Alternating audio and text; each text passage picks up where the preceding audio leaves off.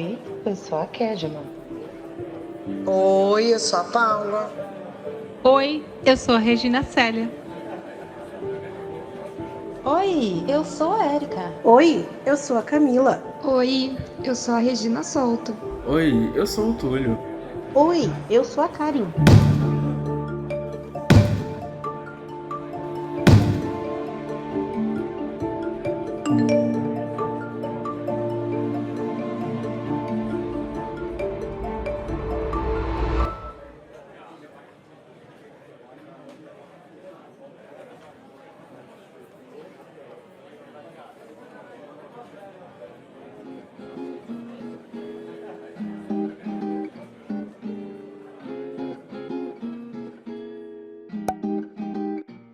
Nosso TCC é do tipo científico, qualitativo, descritivo e exploratório. Inicialmente, nós elaboramos o cronograma para garantir a gestão do tempo. Posteriormente, decidimos o tema. A partir do tema, fizemos a questão problema. A partir da questão problema, geramos o objetivo geral e os objetivos específicos. Cada objetivo específico gerou um capítulo da fundamentação teórica. Fizemos uma leitura de reconhecimento usando a plataforma Google Scholar e também a CAPES. Também utilizamos as bibliotecas da Univesp e alguns textos das matérias. Nosso tema é a relação intergeracional entre nativos e imigrantes digitais. Afinal, Paula, quem é o nativo digital? Então, para Paulo Ferrigassi, os nativos digitais são aqueles nascidos a partir de 1980, das tecnologias digitais entrarem em funcionamento. Eles têm acesso às tecnologias digitais e sabem usá-las. Além de Prensky e Guimarães, que os caracterizam como indivíduos que naturalmente utilizam as linguagens de computadores, videogames, internet, telefones móveis, sendo esses de última geração, que já cresceram com essas novas tecnologias. Ainda conforme Paulo Fregassi, os nativos digitais preferem blogs, jornais, preferem conhecer pessoas online do que pessoalmente, enviar mensagens de texto ou fazer ligações. E a maior parte dos aspectos de suas vidas são mediados por tecnologias digitais. Eles não fazem ideia de como seria sua vida de outra forma. Esses indivíduos estão acostumados a receber informações de forma muito rápida. Eles trabalham melhor em grupos e, conforme Prensky, alcançam maiores progressos com reforços positivos. É verdade, Paula. Eles são hábeis com a tecnologia da informação e as utilizam de forma intuitiva. Eles transitam facilmente entre o mundo real e virtual e utilizam a internet com frequência para buscar informações. Para eles, é mais fácil ser rápido do que estar correto. E quem são os imigrantes digitais, Karen? Os imigrantes digitais são todos os indivíduos que nasceram no mundo digital, mas tiveram que se adaptar às novas tecnologias. E como todo imigrante, alguns mais que os outros mantêm velhos hábitos culturais. Sou uma imigrante com muita dificuldade. Eu sou do tipo de pessoa que eu preciso de papel para escrever. Este é um exemplo clássico. A professora Paula sente a necessidade de imprimir um documento para corrigi-lo, ao invés de corrigi-lo diretamente no arquivo digital. Isso é bem comum, Karen. Percebe-se que os imigrantes digitais não gostam ou entendem menos de tecnologia do que os nativos digitais. Prensky também nos convida a refletir sobre o problema educacional que vem da diferença de linguagem entre professores e alunos, fruto de gerações tão diferentes. É como se esses atores falassem idiomas diferentes, dificultando sua comunicação.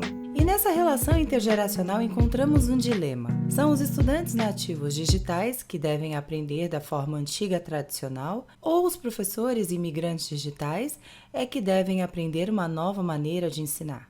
Então, Prensky levanta essa dúvida. Será que o cérebro desses estudantes já não sofreu alterações? Se for assim, então os professores imigrantes digitais terão que aprender as linguagens e o estilo dos nativos digitais para que eles possam aprender. Ou então, esperar que essas crianças cresçam para virar professores, para se tornarem os professores dessa geração.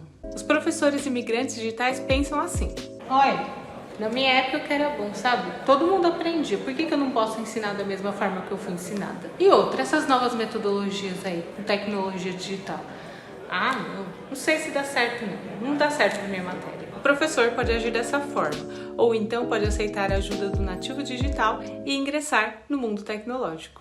Prensky diz que esses nativos digitais são estudantes muito diferentes e que a escola tradicional não está preparada para eles. Ele lança uma dúvida: será que esses estudantes não conseguem prestar atenção no que o professor fala? Ou eles escolhem não prestar atenção porque estão expostos a coisas maravilhosas e digitais que os seduzem o tempo todo? Por que é importante estreitar a relação entre o professor imigrante digital e o aluno nativo digital para a melhoria da aprendizagem em sala de aula no século XXI por meio da afetividade? Para responder essa pergunta-problema, tivemos como objetivo geral investigar e compreender os conflitos geracionais em sala de aula entre os imigrantes digitais e os nativos digitais, ou seja, entre o professor e o aluno.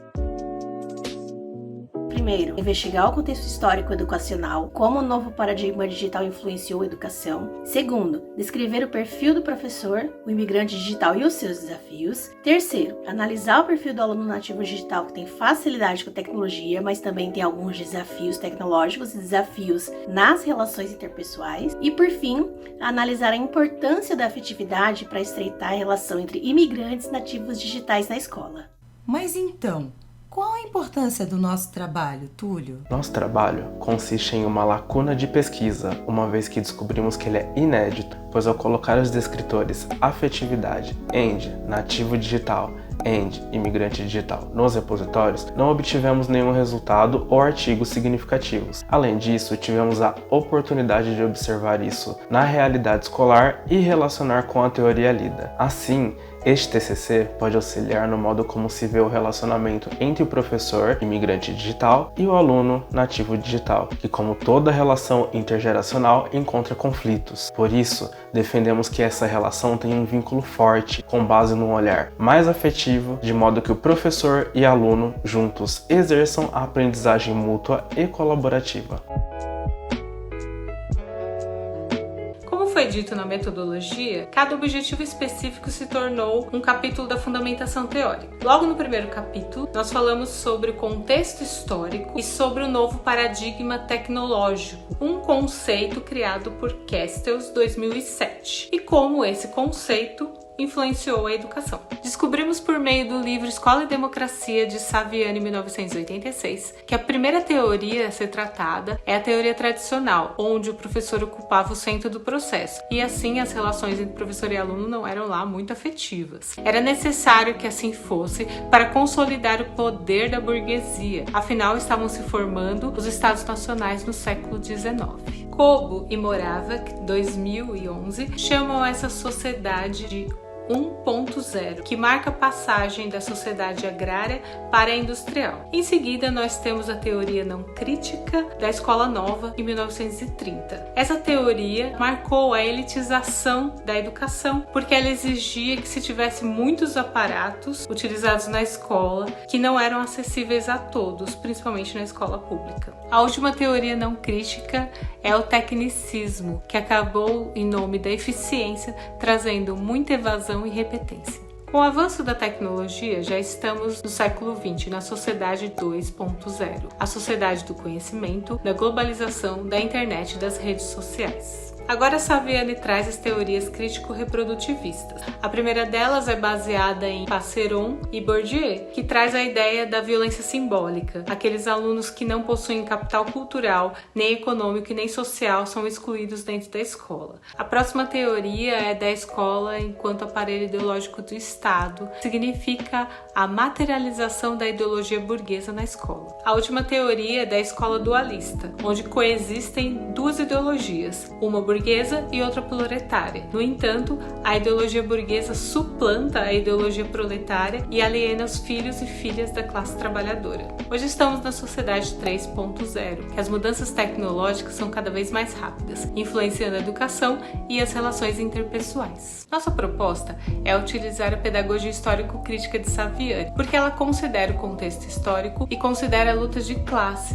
defendendo o interesse dos excluídos e o ensino de qualidade. Assim, trouxemos para a conversa Pierre Levy. Com seu conceito de cybercultura e cyberespaço, traz para nós a ideia de utilizar as tecnologias de uma forma positiva para ensinar e acessar o conhecimento historicamente acumulado de uma forma muito rápida e eficaz, para que assim as camadas populares possam contestar a ideologia hegemônica. Continuando a fundamentação teórica, escrevemos o capítulo 2, que versa sobre o imigrante digital, e o capítulo 3, que versa sobre o nativo digital, que vocês já conheceram. No quarto e último capítulo, falamos sobre afetividade. Logo lembramos do psicólogo, médico e filósofo francês Henri Vallon, que fala que a afetividade e a cognição são indissociáveis. Assim, o aluno só vai conseguir aprender com uma pessoa que ele confia e num ambiente confortável. Mas como adquirir isso numa ideologia neoliberal com relações líquidas? Na modernidade líquida de Bauman,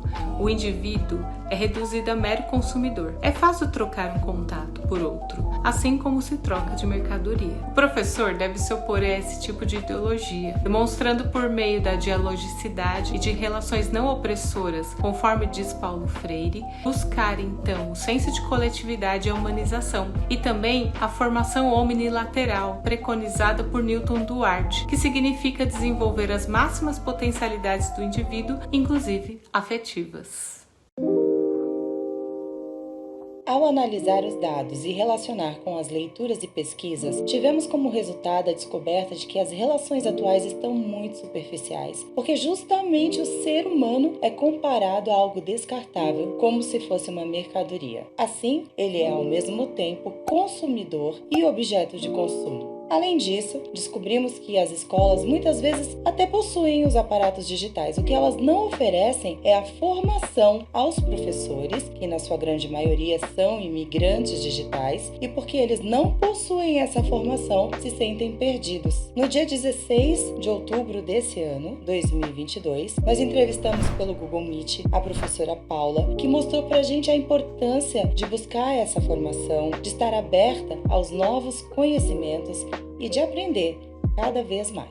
Verificamos na entrevista realizada com a professora e seus alunos em sala de aula no dia 24 de outubro de 2022, fizemos pelo Zoom, que a relação cultivada por eles é um exemplo de uma relação afetiva que traz possibilidade de troca de conhecimentos e que melhora bastante a aprendizagem, porque ela minimiza essa sensação de insegurança, tanto para que ela possa mexer com as tecnologias digitais, aprenda mais delas e se sinta mais segura, quanto para os seus alunos aprenderem os conteúdos, porque um vai ensinando o outro e o afeto vem de ambas as partes dessa relação, em palavras e em atitudes. E essas duas entrevistas com a professora e os alunos da escola Mufarrege Salomão Chama estão transcritas no nosso relatório.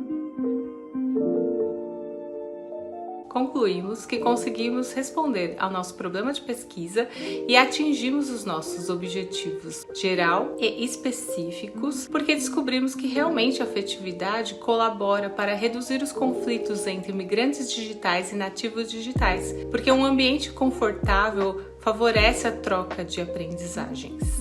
Porém, há muito que se fazer em relação ao letramento digital. A escola Mufarrege Salomão Chama possui 35 notebooks. No entanto, quando nós fomos fazer a entrevista, nós não conseguimos realizá-la por meio da internet da escola. Tivemos que lançar mão dos dados móveis da professora. E nós imaginamos assim, se uma escola que é central está nessas condições, imagine uma escola ribeirinha, periférica e quilombola. Um direito está sendo negado, que está previsto tanto na BNCC quanto na Unesco, que é o direito à conectividade. Parece ser interessante para as classes dominantes que crianças se tornem trabalhadores que possam ser precarizados e que se tornem também apenas consumidores. E a culpa dos insucessos da escola é colocada nos indivíduos, no professor sem formação específica e no aluno que fica alienado. Portanto, convidamos a comunidade científica, em pesquisas futuras, numa perspectiva revolucionária, investigar como nativos e imigrantes digitais podem romper com os ciclos opressores neoliberais da burguesia para transformar a educação para os filhos e filhas da classe trabalhadora. Lutar contra a marginalidade através da escola significa engajar-se no esforço para garantir aos trabalhadores um ensino da melhor qualidade possível nas condições históricas atuais.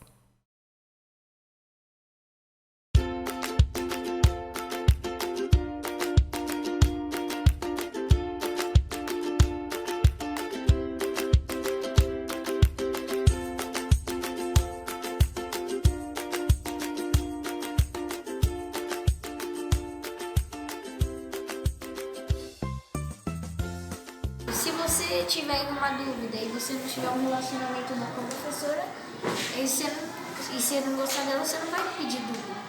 Fica com medo. Se você tem um relacionamento melhor com sua professora, você não vai ter medo de perguntar, tirar dúvida. Mas se você, não gosta, acha uma professora chata, você vai ter mais receio de perguntar. Concluímos, respondendo ao nosso problema de pesquisa e ao nosso objetivo geral que, sim, é possível resolver conflitos geracionais entre migrantes digitais e nativos digitais por meio da afetividade. Obrigado por ter nos assistido até aqui.